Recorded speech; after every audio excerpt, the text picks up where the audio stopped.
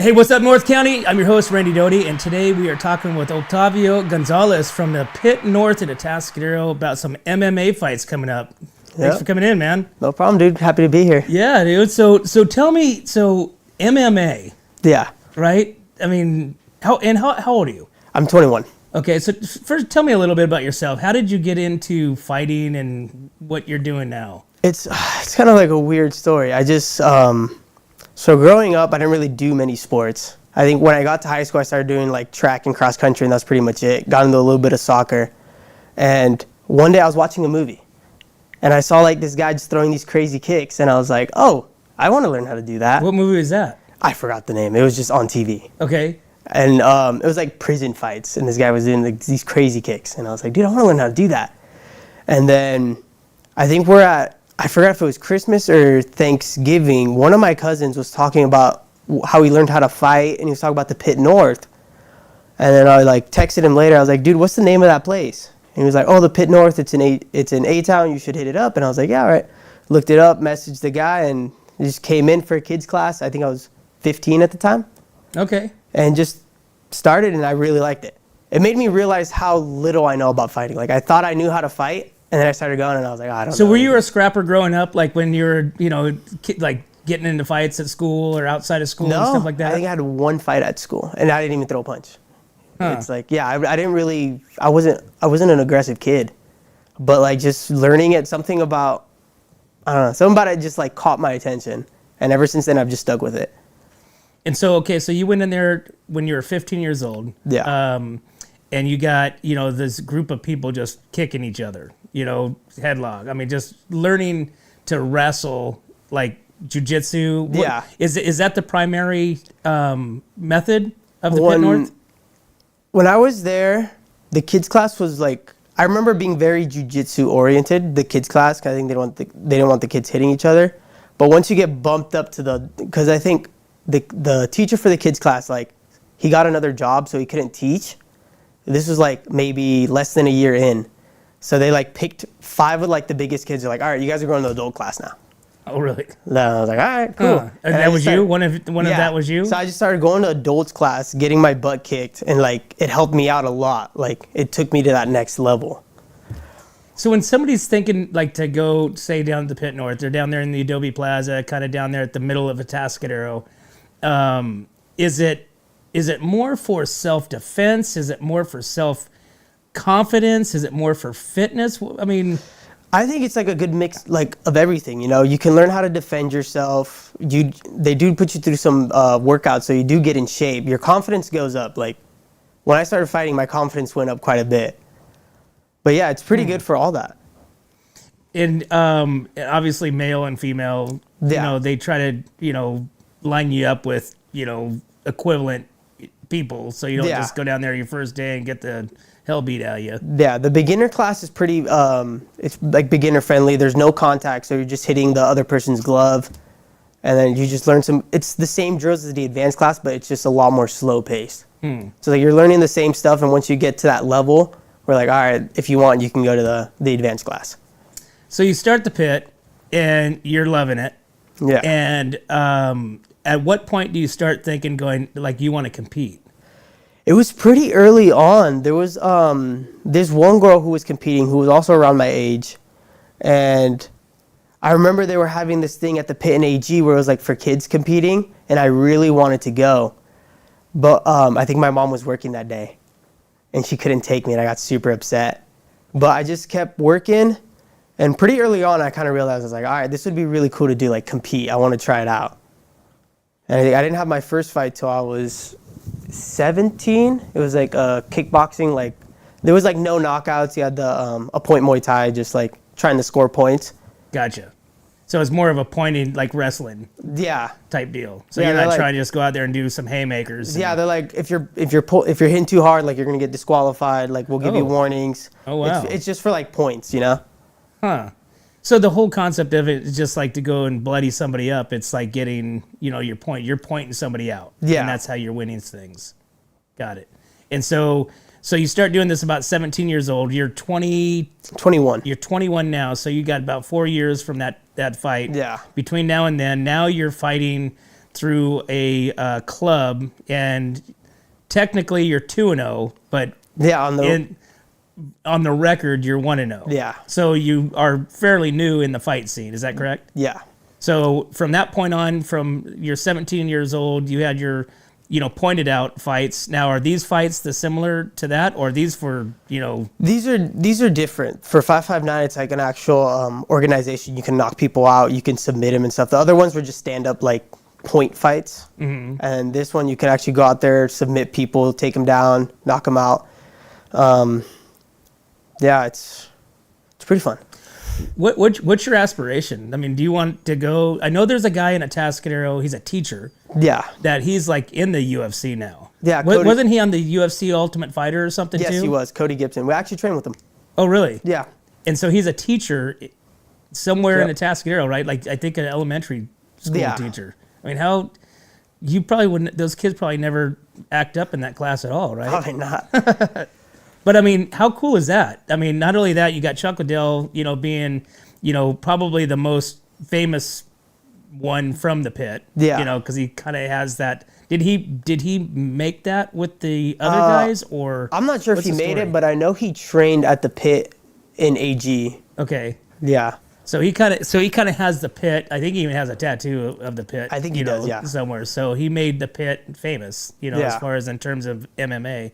And now you got, a few fighters that's come through there that fights professionally, right? Yeah. Do you know them? I know Cody. Cody's the one right now who's fighting professionally. I've met a couple of the other guys. They're pretty cool. I've been training a lot down at the pit in Sloan AG. Actually, I ride with Cody sometimes. He'll give me a ride over there. He's been helping me out a lot. So do you take something from every one of those? Like, do they have different types of fighters, trainers at each of these different locations? Yeah, all the styles are different. Like in the pit slow, it's a lot of wrestling, which it's helped me out a lot. I love going down there. Antonio, he's helped me out a lot. Cody's helped me out a lot. So again, what's your ask? Do you want to go to the MMA like the UFC? Is that your goal? I'd like to. Yeah, I want to take this next year coming up to see, compete maybe 3 or 4 times and see how it goes. And if it goes well, I would like to go pro sometime. Because you currently fight what you said, welter, or what was flyweight? Flyweight. Yeah, 125. Is that the lightest? Yeah, that's the lightest you can go. Okay, so I mean, which is what, 120-ish? 125. 125 is the max. Yeah, that's the lowest you can go. Okay, so but I mean, obviously, you're 21 years old. I'm sure you could still put on some size. Yeah. So could you, or do you want to go up to the next level, or do you want to kind of stay here and kind of, get your foundation a little bit? Right now, I'm comfortable at 125. The cut's not bad. I feel energized. If it starts getting a little difficult as I get older, I would go up to 135. But I'm comfortable at 125 right now. And so is the 559 Fights, is that the only fight club that you can fight in this area, or they have other promotions? I'm pretty sure they have other promotions, but 559 has it down pretty good. So as far as quality fighters and stuff? Yeah, quality fighters, and it's sanctioned. So I'm it actually counts for my record. Okay, so you're a licensed fighter. Yes. So you have to get your fight card or amateur card, or how does that work? It's just on the website. You go on the Camo website I sent you, and you just have to fill out an application, get your blood work done. I think you pay a fee, and that's pretty much it. And do you have to be endorsed by a gym? I mean, you don't have to have you kind of fight out of the Pit North. No, there's guys who just think they can do it, and they just sign up for it. Mm-hmm. How many guys and girls, or girls, because there's girls at the MMA, the Pit North and Atascadero. How many of those people fights like what you do? I'm trying to think. I know. Well, Hunter, my teammate, does it. Noel does it. Nick does kickboxing. Castle fights. Cody. And then there's a couple other guys at the pits in Slow and AG that fight. And so if you're a member, can you go to any of the locations, or are you I'm not exactly sure how that works. That one? Yeah, I'm specifically just at the Pit North. So what does your training look like? When do you start like really focusing down? Because again, you just fought back in August, right? You won your first fight or second fight, but first official fight. Yeah. So walk me through that fight first. So you're prepping up, you're ready, your day of what's going through your body? What is going through your mind? First we get to weigh in. After that, I start slugging water because dehydrated. So how long do you stop like eating, drinking water to make that weight? I mean, you don't seem like a big dude to where you have to really cut. I still eat throughout the whole thing. I just limit my portions. It's pretty much just chicken and eggs and a little bit of salad. But the week of, you're just drinking like 2 gallons every day. Water loading your body, no salt, getting it used to like dumping everything out. And then the day before, you get in the sauna with like a couple sweatshirts on, a sauna suit, and just sit in there and basically just dehydrate your body to make the last 5 pounds. What's your weight that you normally carry? When I'm walking around outside of fight season. Outside of fight camp, I walk around like 145, 150. Oh my God. Yeah. So you cut down 25 pounds. Yeah. We do fight camp that's 8 weeks, so along there, just dieting and the intensity, I lose like most of it, and then like the last 5 pounds is just the water. My God. Okay. Yeah. So you're there. You're in the back. You do your weigh-ins, and then you're in the back walking out. Is it like the whole mentality? You have to get psyched. What's your ritual? Tell us about that. I don't really like do too much. We warm up in the back, and when I'm just waiting there, I'm just kind of like locked in. I don't look at anybody when I walk out is my thing. I don't like look at the crowd or anything because I'm scared to get distracted. Like I just walk in. Hey, how you doing? Yeah, I think somebody told me, he was like, one of the guys, Josh, he was like, when I was first fighting, a lot of the guys, like, I'll be looking out and I'll kind of get distracted, So I was like, I kind of took that in, like going into my first couple fights, just like, I'm like, all right, just look at the cage, don't look at anybody else. Once your fighter gets in there, just stare at him.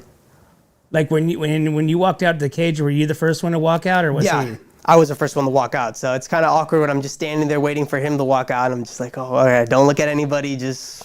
Okay, so you get in the cage, you do your traditional jump around the corner, go to your corner, you're waiting, and you're watching, your other guy opponent. crossing me. Yeah, he's walking out.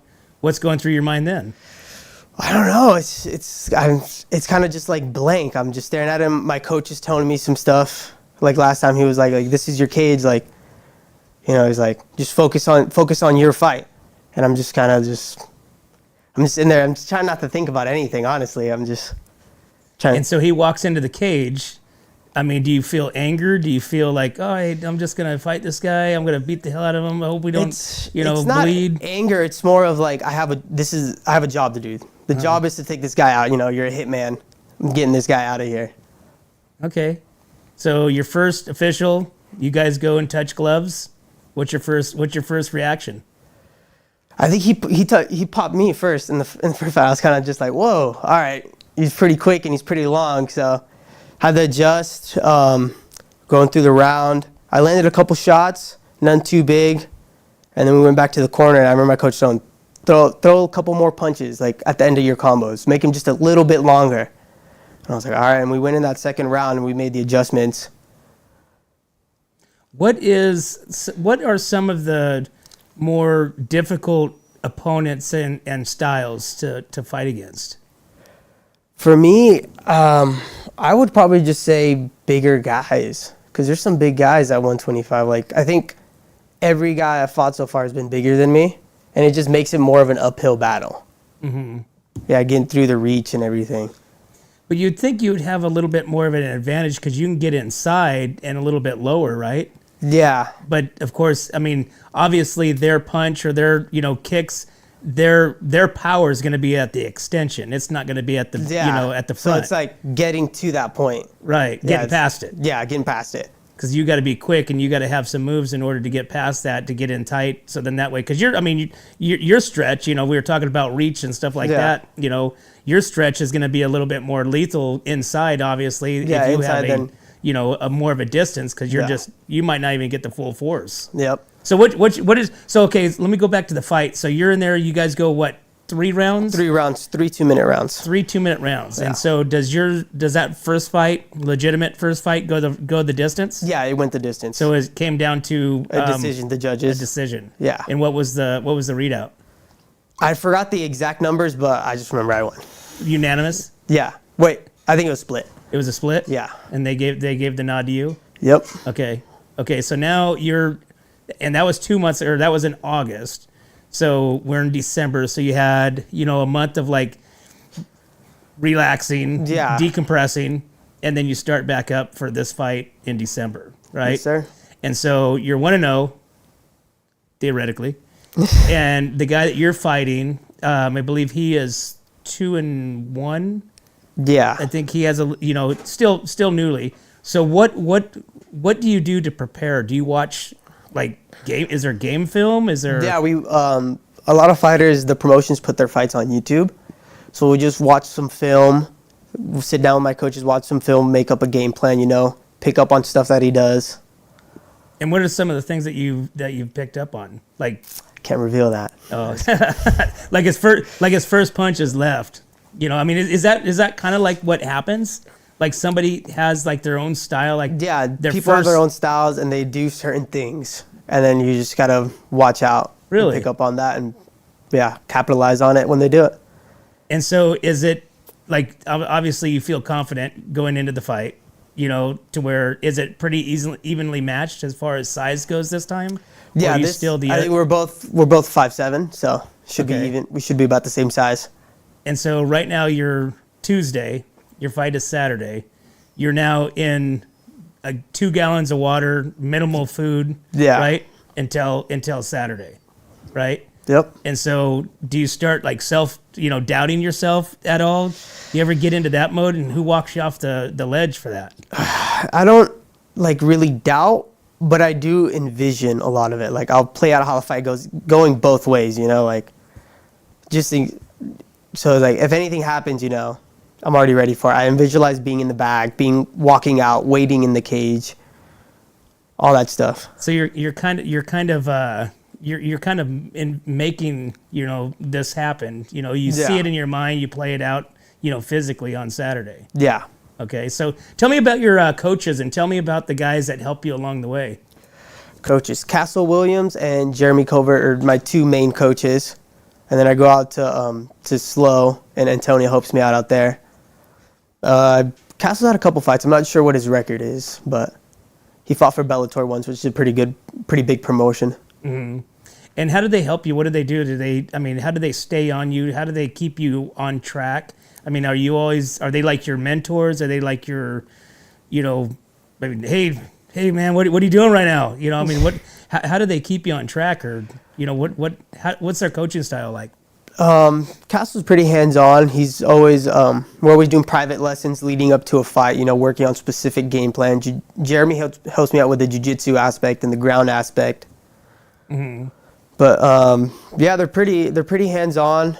They're always, texting me stuff about the fight. And do they watch, previous fights or of your opponents coming up with you? And you guys kind of break it down? And do you guys do it all together? Normally it's me and Castle doing it, and then sometimes Jeremy will be there, but they watch all the fights regardless.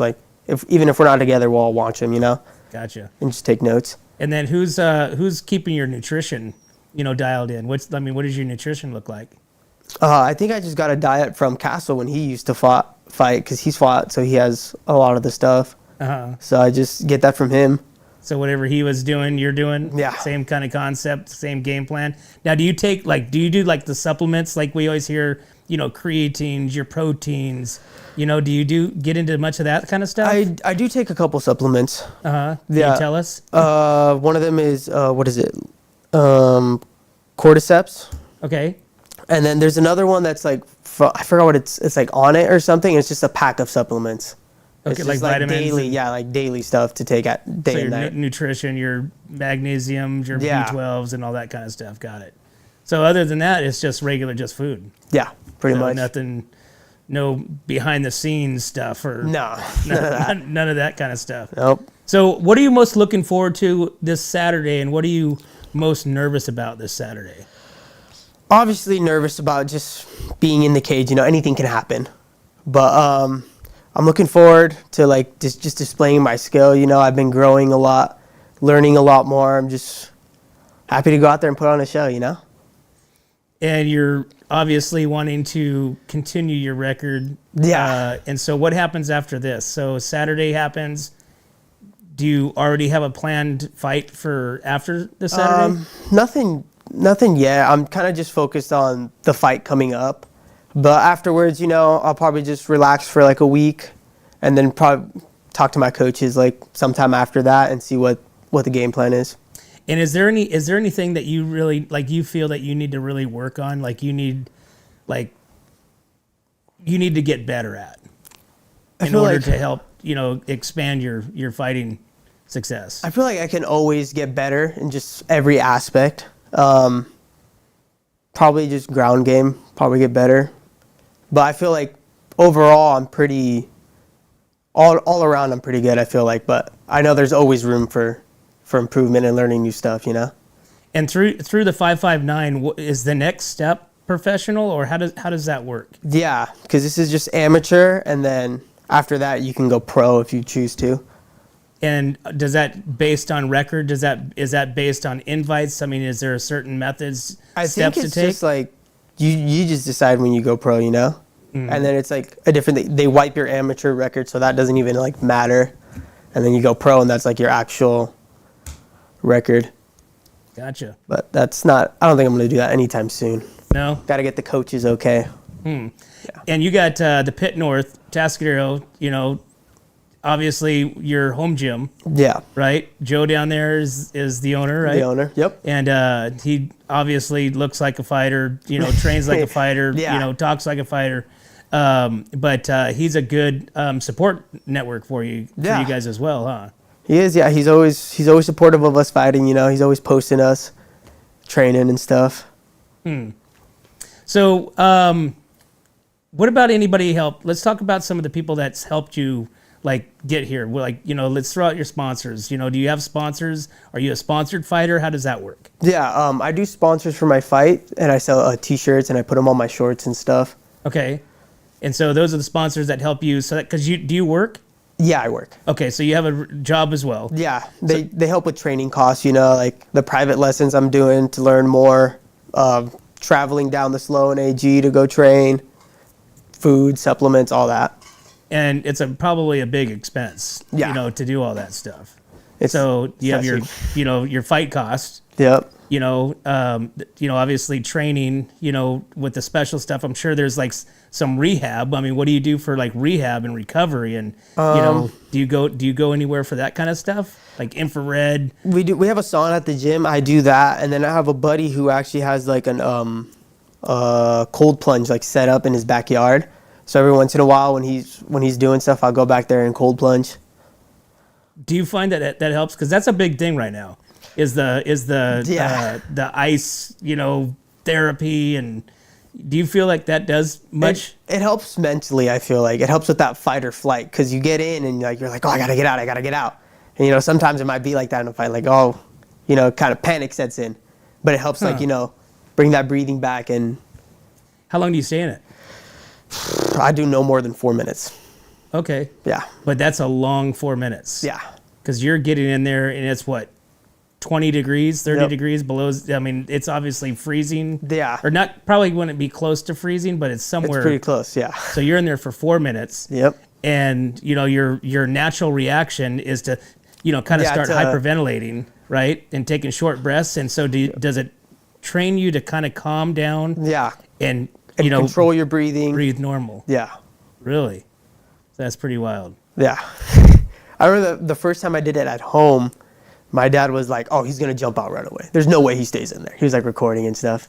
He thought it was super funny, and then I just like stayed in for 4 minutes, and he was just like, what? Awesome. What are you doing?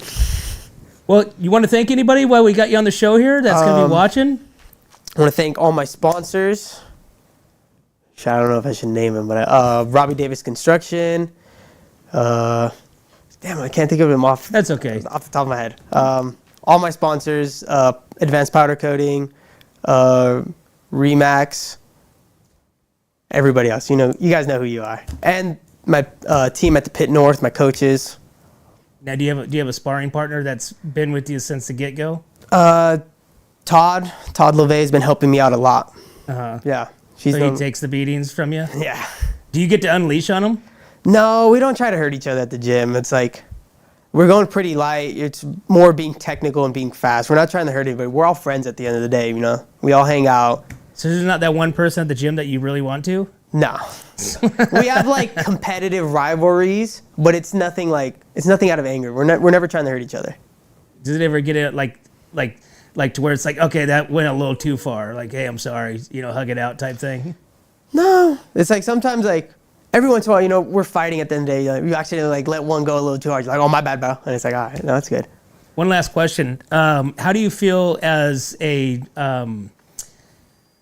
superstar or a that to the little kids, the kids looking at you, they see you on TV actually fighting, seeing what their dream may or may not be, but I mean you do hold a little bit of a celebrity status in the eyes of children. Yeah, I mean it's pretty cool.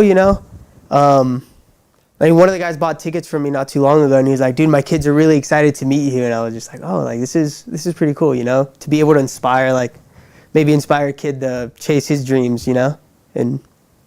Well, it's that sport that, it's intriguing. Yeah. And it's also like, why would anybody want to do that? You know what I'm saying? But yet, somebody that doesn't do it, doesn't understand like what's going on in your mind, like the love for it. It's like any sport, I guess. Yeah. Football. People say, why do you want to do that? But the same thing with fighting. Whether it be boxing, whether it be MMA, whether it be wrestling. Everybody. The outsiders looking in doesn't understand what the inside looking out is. And so, what would you tell those little kids that are looking at you for that inspiration or mentorship even? I mean, I would say just chase your dreams. If you want to do something, go out and do it. Don't let anyone tell you can't. I've had multiple family members tell me like, no, you shouldn't be fighting. Why are you fighting? Your own family members? Yeah, my own family. My dad's super against it. He doesn't like me fighting at all, but. Does he go into the fight? Yeah, he goes. He always says he's not going to go, but he's always there. Yeah. But yeah, just chase your dream. Work hard at it. Very cool. So if somebody wants to go check out your fight this weekend, where can they go? Can they get tickets at the door? Do they have to buy them online? You can get them at the door or you can get them online. I have a link on my Instagram bio. Just make sure you click my name before you check out so I get a little cut. Okay. So you click your name, they buy the tickets there, they can come over and check it out. I think there's on the fight card, which we don't have, but there's probably like 10 fights. I think there's last time I checked, there was like 16 on there. So wow. There's going to be quite a bit of fights, yeah. So it's like you're there all day. Yeah. So, you get your money's worth. I think tickets are like $40, $30 or something like that. I think they're $50. Okay. Yeah. But, you get fighting all day long from... Yeah, from 6 to about 10, I believe, is when that ends. Yeah. Well, cool. Well, Octavio, thank you again for coming on. Problem. I really Happy appreciate to be it, man. And... we look forward to hearing about the success and, 2-0 this weekend, after this weekend, and look forward to seeing what happens after this and, maybe having you on before your next fight. Yeah. And, kind of track you all the way through to the MMA. On the road to the UFC. That's what it's going to be called in What's Up North County. I think there is a show called that. Oh. We'll have to change it a little bit. All right. So, well, good luck this weekend, man. Thanks for coming on. Thank you for having me. Hey, well, there you have it, guys. Hey, make sure if you guys want to seek up the Pit North and Atascadero, you can go check out the fighters and go check out the gym there and be a part of what they got going on. Come here and support Octavio this weekend here in Visalia, and you can be a part of the journey on the way to the UFC. But as always, guys, we can't do this without you and our sponsors. We'd like to thank Esquire Wine Travelers Hideaway, Visit Atascadero, 805 Custom, MGP Coatings, North County Junk Removal, The Trailer Barn, Story Termite Pest Control, Borhone Auto Center, Kennedy Club Fitness, Airflow Filter Services, and Suprema Meat Market. Thanks again, guys. We'll see you next time. Hi, this is Dave Story, small game hunter with Story Termite and Pest. We're a full-service termite and pest control company. From rodents to termites, we can take care of all your pest control needs. Call today. We can tailor a pest control program that will meet your needs and budget. Contact us at 805-460-0650 or at storytermite.com. Remember, we don't have customers, we have friends. Hi, it's Alex with Suprema Meat Market. We are a Mexican meat market with a taqueria. Come enjoy our high-quality cuts of meats. We offer choice and prime Harris Ranch beef, as well as chicken, seafood, and pork items. In the taqueria, all of our tacos come with handmade tortillas. We also offer specialty items like chilaquiles and chile rellenos. Come enjoy Taco Tuesday with Suprema. We offer our tacos at $1.99 each. Suprema Meat Market is located at 8950 Montecito Avenue in Atascadero. Are you tired of looking at that worn-out concrete garage floor, patio, or porch? Look no further than MGP Coatings, where customer service reigns supreme. Our team goes above and beyond to ensure your satisfaction every step of the way. Before we even start coating, we meticulously repair your concrete, ensuring a flawless finish that lasts. And here's the best part. Our Pentec coatings are 4 times stronger than epoxy, so they won't chip or peel, making maintenance a breeze. Plus, they come with a limited lifetime warranty. Call us today at 805-952-5301 or check out our Facebook and Instagram and experience the MGP coating difference. Don't wait. Transform your garage, patio, porch, or driveway and become a part of the MGP coating family. What's up, North County? This is Teresa Branch with Airflow Filter Service. We are a family-owned business right here in the North County. We have air filters, oils and lubricants, and hydraulic hoses. We provide services that include air filter cleaning, DPF cleaning, and waste oil collection. Come check us out at 1140 Ramada Drive, and we can help you with all your automotive and industrial vehicle needs. Hi, this is Omid and Deanna at North County Junk Removal. We are a business known for helping our neighbors and our community. Let us help you save money and get rid of any unwanted items. And rest assured that our professional team adheres to global standards of safety and recycling. We are fully licensed and insured for your peace of mind. We are locally owned and operated, and we look forward to helping you with all your junk removal needs. Please call us at 805-769-6966. Atascadero isn't your standard getaway. We're unique, just like you. We're growing, transforming, and figuring it out as we go. We're a town filled with innovators, artists, makers, and game changers. We're a little bit country, a little bit funky, and always authentic. We're here for your good times, your slow times, and your changing times. We're all in Atascadero. Come see for yourself. Learn more at visitatascadero.com.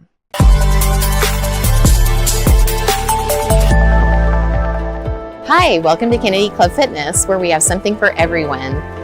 We have weights, cardio, group exercise classes, racquetball, basketball, swimming, and pickleball coming soon. Here at Kennedy, we're committed to health, wellness, and community. Stop by any of our 4 locations: Paso Robles, Atascadero, San Luis Obispo, and Arroyo Grande, or check out our website at kennedyclubs.com.